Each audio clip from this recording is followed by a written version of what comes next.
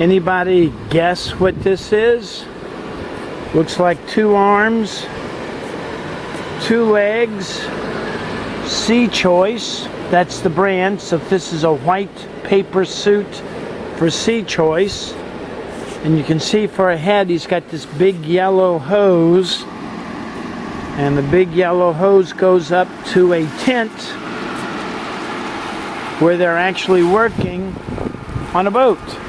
So they're actually spray painting inside of this homemade tent, and to evacuate the paint fumes and then the spray dust, they're evacuating it through that fan, through this yellow hose, into this white suit, this paper suit for humans, and it's capturing all of the spray dust, so that way you don't have overspray on any of the other boats in the boatyard having work done on them, especially blue boats.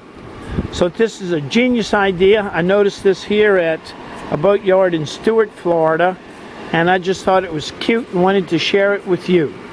If you have any questions about boat service, service work, or any particular type of boat, like that big Hatteras 58 long-range cruiser, ask Captain Chris.